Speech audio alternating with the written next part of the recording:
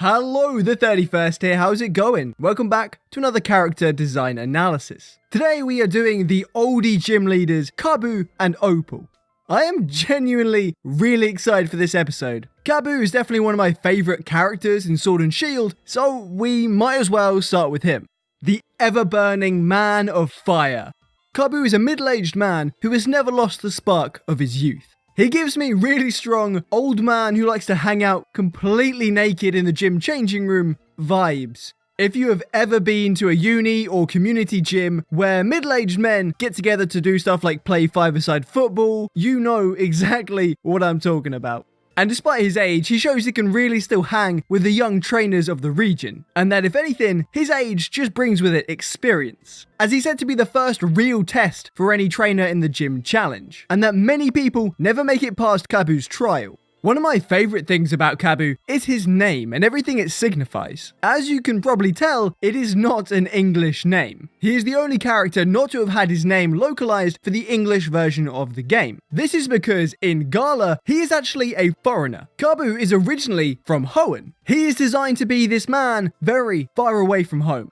And this theme is present throughout his design in a way that I find makes him very unique amongst the Gala gym leaders. Even just by looking at his face, you can tell that he is designed to be more Asian than the other gym leaders, because Hoenn is based on Japan. As a result, he has plenty of Japanese culture that comes with him into the Gala region. And he incorporates many aspects of Japanese or Hoenn culture and themes throughout his design, and I think that's one of the things that makes him very unique. As you can see, he is quite clearly trying to retain his cultural heritage and show it off as much as he can. But we will go into more specifics in a minute. First off, we are going to start the way we usually do with the template. So we have the league logo at position 1.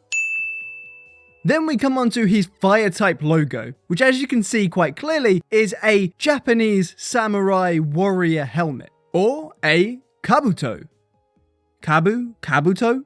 I really like this aspect of his design. If you look at all the other gym leaders, they normally just have a logo representative of their type on a very basic level. You look at Bia, she has a fist because she's the fighting type gym leader. Melanie has icicles. Gordy has some kind of mountain boulder. However, his is the Kabuto samurai helmet, which doesn't typically represent fire, right? And is very different from Milo and Nessa, who literally just have the elemental emblem. What you would expect him to have is just a flame. However, this is just the first of many instances where his heritage is displayed openly and proudly. Not only is this a sign of his Hoenn Japanese heritage, a play on words based on his name, or potentially what he was named after, but it's also a symbol of his own samurai warrior spirit. His drive to never give up and never surrender regardless of how many setbacks he faces. Next, we have his sponsor, Huo Guo Hotspot.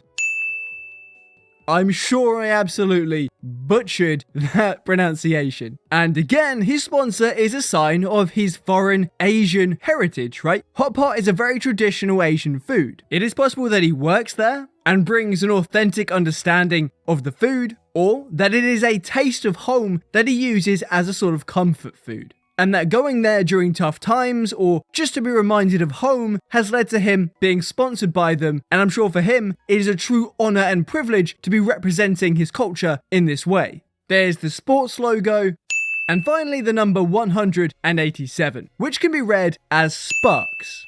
The overall theme of his outfit is a football kit with a Pokeball aesthetic. You can see it quite clearly on the shorts, the socks, and the shoes. His design also incorporates some tribal flames, as well as a matching set of Under Armour. We can see that he's right-handed from how he wears his Dynamax band and glove. His salt and pepper hair are a sign of his age, and he always has a towel around his neck because he's always going to be hot with fire types and the fact he's always doing some kind of sport. It doesn't seem like he goes anywhere without jogging. In his concept art, there's an image of him wearing this huge coat that makes him look exactly like the manager of a football team.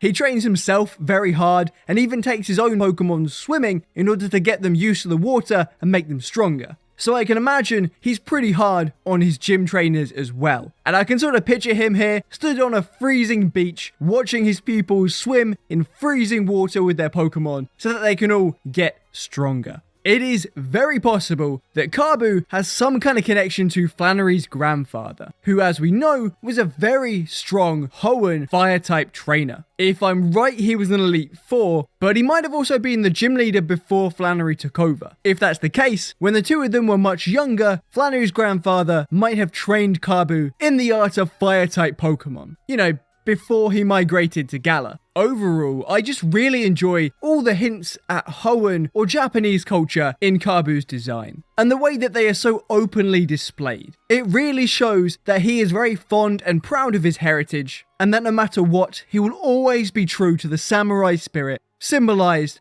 on his chest. So, that is Kabu done. We are now going on to Opal, the master of a fantastic theatre. Opal is a staggering 88 years old, and as far as I'm aware, that makes her the oldest living gym leader. She took over the position from her mother, who was the previous fairy gym leader, 70 years ago at the age of 18, meaning she's been doing this a long time. And it also goes a little bit further in telling us a bit more about Galar and the way the gym leaders work. It does seem pretty common for gym leaders to get their positions in their early adulthood. Melanie took over in her 20s, Gordy is probably in his early 20s as well. Opal took over at 18. Like I said, Kabu took over when he was younger as well. Rayan is also clearly in his early adult years. Milo, Nessa, and Leon are also in this same sort of demographic. The exceptions are people like Bia or Alistair, who took over when they were still children. 50 years ago, Opal battled Mustard for the championship crown. Unfortunately, as we know, she came up short, and it was Mustard who became Galar's champion. And it does seem like she's never quite lived up to that same height again. And she now searches for a worthy successor, using her trial as an audition to find one. She's been nicknamed the Wizard, as she's able to affect other Pokemon's stats using her fairy magic, and because, well, look at her. She is clearly a witch. She looks like she's sat in a gingerbread house with a poison apple and flying monkeys, waiting for children or a Disney princess to show up so that she can eat them. And this Candy Witch motif is one of the two major elements that go into her design. The other is obviously theatre. She fills that pretty stereotypical role of the faded star, elderly woman who's very strict, who runs some kind of theatre performance or stage show, who's always really mean at auditions, and no one is quite ever good enough for her. The only one I can really think of right now is the lady from John Wick who runs the ballet. But she also reminds me of one of the characters in Dimension 20's Unsleeping City D&D campaign.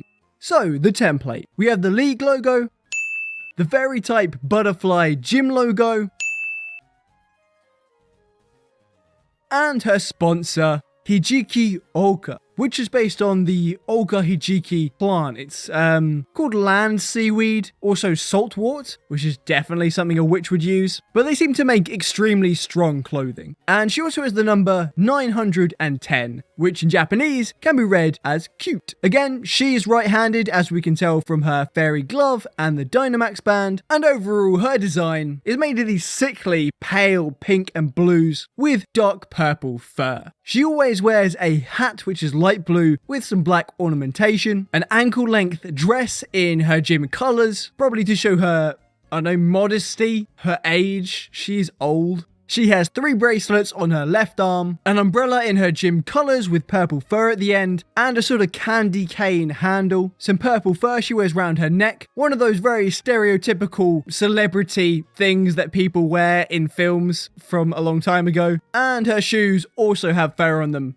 for some reason. These are all the things that make her look like a fancy, eccentric, elderly star. However, she is very long and very thin. All her limbs, her fingers, her painted fingernails, and her nose. All these different elements come together to give her that really witchy vibe, as it all makes her look quite unnatural. One of the things I like the most about Opal's design is the way that she's incorporated some personal touches. The paint on her fingernails, her eyeshadow, and the fur she has everywhere. These are purple. That's because purple is her favourite colour. The pink is what she's forced to wear. It's contractual because she is the fairy gym leader, but she doesn't actually like it all that much. She wants to see it on other people, but not really herself. She just doesn't have a choice. And so she sneaks in the purple, which is her favourite colour, as much as she can. design in her makeup and in the little accessories that she's allowed to wear, as well as her uniform. Her concept art and this poster for her battle with Mustard show her in her youth, in her prime.